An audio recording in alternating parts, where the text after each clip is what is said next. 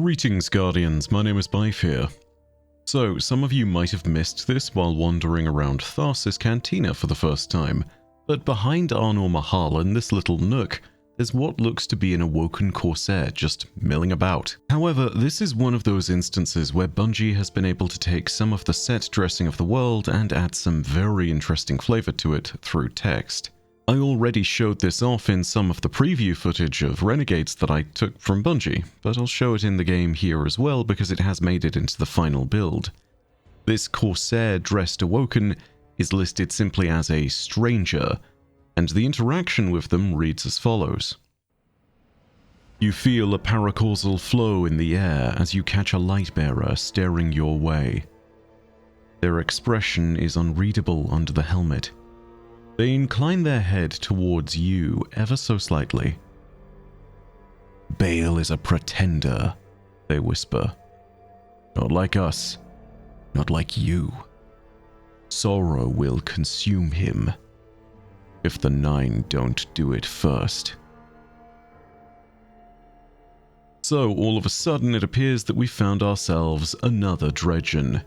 Even more comically, they were standing almost literally right under Arnor Mahal's nose, and she didn't notice them. Talk about the closer we are to danger, the further we are from harm. But then again, I suppose it makes a certain sense for them to be in disguise. And it's not the first time that someone has been able to get close to Arnor in a disguise like this as well. I mean, just ask the Drifter. He dressed up as a garbage man to do it once. Then he did it again as a warlock. The obvious question is simply who this Dredgen is. And at current, we don't know. All we know about her is that she's an Awoken.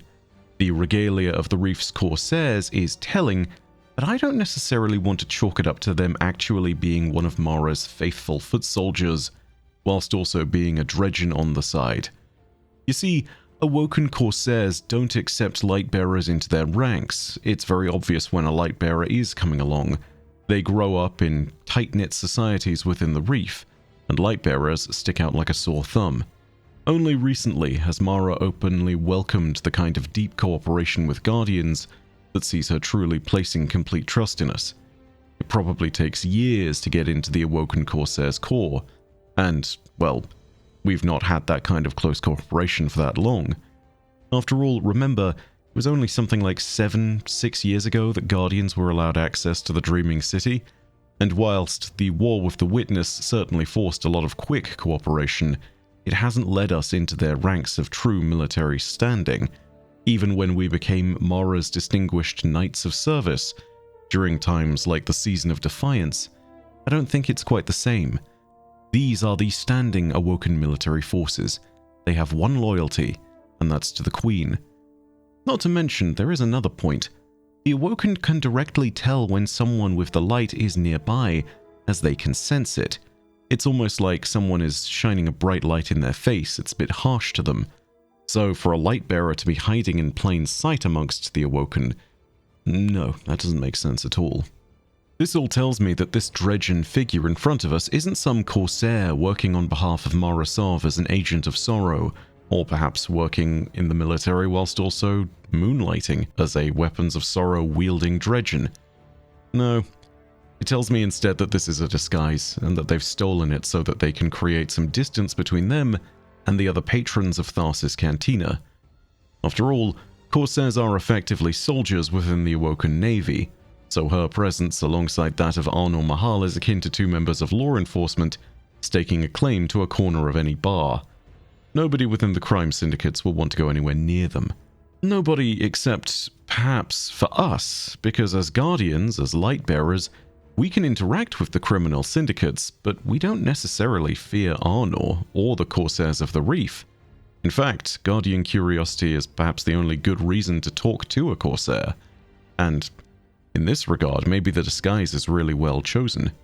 After all, you can hardly go into a room like this with Arnor Mahal there wearing your Dredgen threads and with a thorn on your hip without at least prompting a few questions.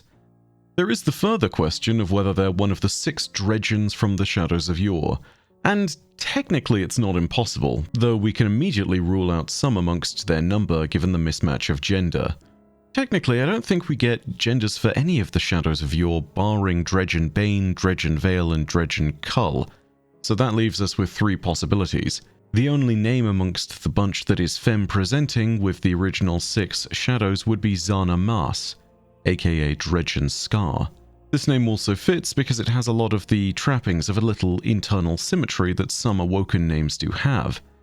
Then again, I don't think this is one of the Shadows either.